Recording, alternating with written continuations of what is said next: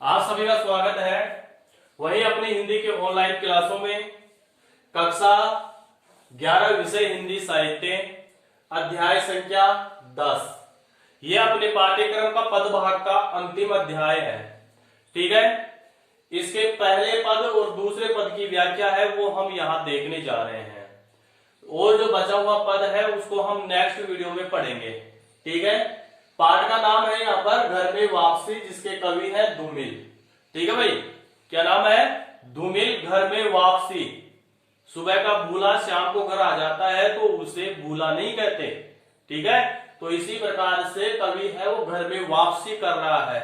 क्यों कर रहा है, क्या कारण था, उसको तो पढ़ने पर पता चलेगा अपने को कि क्या कहना चाहता है घर में वापसी में। ठीक है, तो पहला पद है, इसको पढ़ते हैं। पहले जो कठिन शब्दार्थ अपने को लगते हैं वो यहाँ देखते हैं, ज्यादा कठिन ये पाठ नहीं है।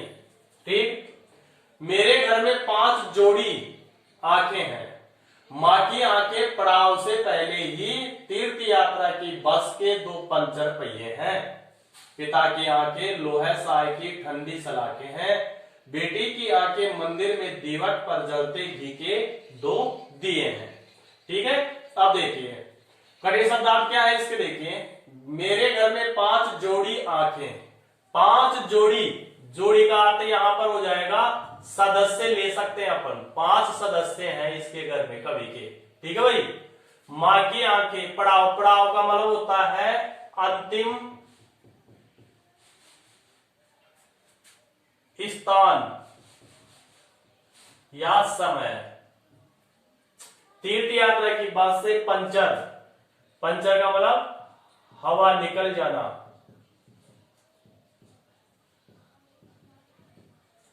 पिता की आंखें लोहर साय, लोहर साय का मतलब होता है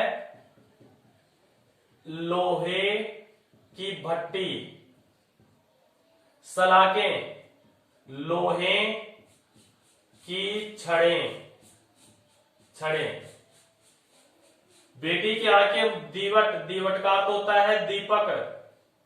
जलते घी के 2 दिए, दिए का मतलब वही दीपक हो जाएगा दीवट पर। सॉरी ये मत लेना, इसका दीवट का मतलब हो जाएगा चौकट, चौकट। ठीक है, और दिए का अर्थ हो जाएगा दीपक। ठीक है भाई, अब यहां पर देखिए क्या बताया कवि ने। यहां कवि ने अपनी कविता में जो बताया है, ये बताया है कि गरीबी के कारण, किसके कारण? गरीबी के कारण मनुष्य कितना अभाव से ग्रस्त रहता है। गरीबी उसे क्या क्या नहीं करवाती है, उस गरीबी का चित्रण है वो चित्रण कवि धूमिल ने अपनी इस रचना में किया है। क्या कहते हैं कवि वर्णन करते हुए? मेरे घर में 5 जोड़ी आंखें हैं। कवि अपनी रचना में वर्णन करते हुए कहते हैं कि मेरे घर में 5 सदस्य हैं। कितने सदस्य हैं? 5 सदस्य हैं। 5 सदस्य में कौन कौन आ गए इसमें?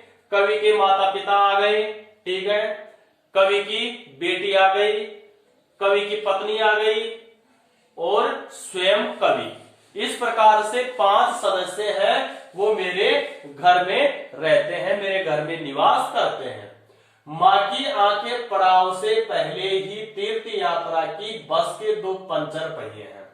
अब अपनी माँ की स्थिति का वर्णन करते हुए कहते हैं कि मेरी माँ है वह अपने जन्म के अंतिम स्थान पर थी।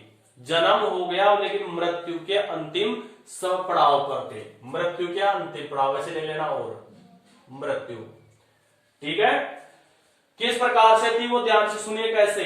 इसने उदाहरण देके बताया कि जिस प्रकार से यात्रा पर जाने वाली एक बस होती है, यात्रा पर जाने वाली एक बस होती है, वह बस बीच रास्ते में ही यात्रा के स्थान तक नहीं पहुंचती और बीच में ही वो क्या हो जाती है? पंचर हो जाती है, उसके टायरों की हवा निकल जाती है, तो यात्री अपनी मंजिल तक नहीं पहुंच पाते। उसी प्रकार से मेरी माँ की जो आंखें थी ना, ये आंखें अंतिम पड़ाव यानी मृत्यु से पहले ही उनकी आंखों की रोशनी थी, वो रोशनी क्या हो चुकी है? जा चुकी है। अर्थात मेरी माँ को अब दिखना बंद हो चुका है। किस प्रकार से उदाहरण दिया है? यात्रा करने से पूर्व की जो बस होती है वो बस क्या होती है? पंचर हो जाती है, और पंचर होने के बाद में उस यात्रा के स्थान तक हम नहीं पहुंच पाते।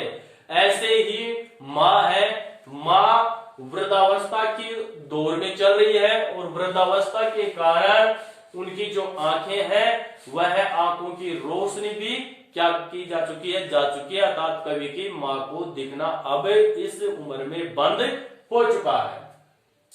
पिता की आंखें लोहे साई की ठंडी सलाखें। अब कवि अपने पिता की आंखों के बारे में यहाँ वर्णन कर रहा है। क्या कह रहा है कि मेरे जो पिताजी की आंखें हैं वह आंखें कैसी थी, लोहे साई की ठंडी सलाखें। जिस प्रकार से लोहे की एक भट्टी होती है और उस भट्टी में लगातार ईंधन हम नहीं डालें तो वह भट्टी भी क्या हो जाती है, शांत हो जाती है, चुप हो जाती है। तो मेरे पिताजी की आंखों में उस भट्टी के समान तेज नहीं है, उसमें प्रकाश नहीं है, वह चमक नहीं है, तो वह किसके समान है, लोहे की ठंडी सलाखों के समान है।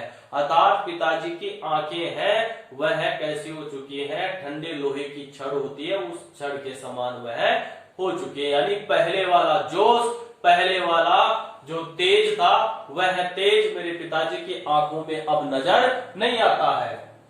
बेटी की आंखें मंदिर में दीवान पर जलते घी के 2 दिए हैं। फिर आगे कवि अपनी पुत्री का वर्णन करता हुआ कहता है कि मेरी पुत्री की जो आंखें हैं ना, यह आंखें कैसे दिखाई देती हैं, यह आंखें मुझे वैसे ही दिखाई देती हैं जैसे मंदिर के चौखट पर, मंदिर के दरवाजे पर जिस प्रकार से घी के 2 दीपक जलते हुए दिखाई देते हैं ना, वैसे ही मेरी पुत्री की जो आंखें हैं, यह पुत्री की आंखें मंदिर की चौखट पर, दरवाजे पर जलते हुए घी के 2 दीपक के समान दिखते हैं। अर्थात मेरी पुत्री की आंखों में अब भी क्या है, ऊर्जा है। आने वाले समय के नए सपने उसके आंखों में मुझे दिखाई दे रहे हैं। ये कौन कह रहा है, ये कवि कह रहा है। तो अब यहाँ पर देखिए घर में 5 जोड़ी हो गए, ठीक है, माता पिता हो गए, स्वयं कवि हो गया, कवि की पत्नी हो गई और कवि की पुत्री हो गई। इस प्रकार से 5 जोड़ी, जोड़ी का तो सदस्य।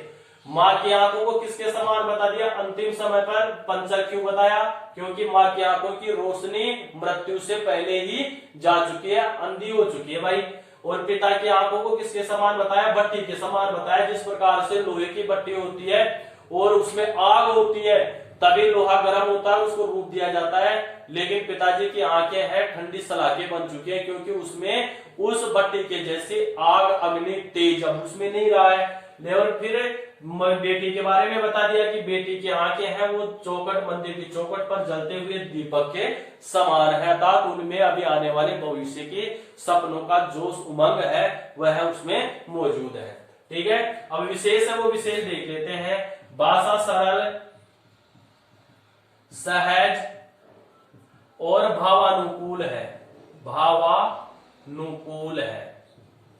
ठीक है, तत्सम तद्भव शब्द, तत्सम तद्भव शब्द है। प्रतीकात्मकता, प्रतीकात्मकता,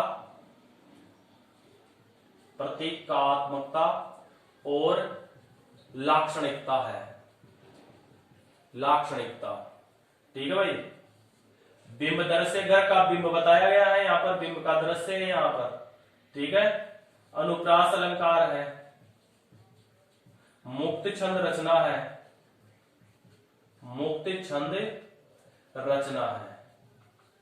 ठीक है भाई, ये इसका क्या हो जाएगा, विशेष हो जाएगा। अब दूसरे पद की व्याख्या देखते हैं। यहाँ पर पत्नी की आंखें आंखें नहीं है, हाथ है जो मुझे थामे है। थामे है का मतलब रोके हुए या सहारा दिए हुए, सहारा प्रदान। वैसे हम सवजन, सवजन का अर्थ होता है अपने लोग, अपने लोग या पारिवारिक लोग, पारिवारिक लोग। ठीक है भाई, करीब है, नजदीक है, नजदीक। बीच की दीवार, दीवार का अर्थ हो जाएगा यहां पर गरीबी, गरीबी की दीवार। ठीक है, दोनों, क्योंकि हम पेशेवर, पेशेवर का मतलब होता है व्यावसायिक। ठीक है, गरीब है। अब देखिए यहां पर क्या कहना चाहता है कवि दूसरे पद में। देखिए यहां पर प्रस्तुत पद में कवि धूमिल वर्णन करते हुए कहते हैं कि मेरी जो पत्नी की आंखें हैं, मेरी पत्नी की जो आंखें हैं वह मात्र कोई आंखें नहीं है, कि सिर्फ आंखें हैं तो वो आंखें ही हैं, ना आंखें नहीं है, हाथ है।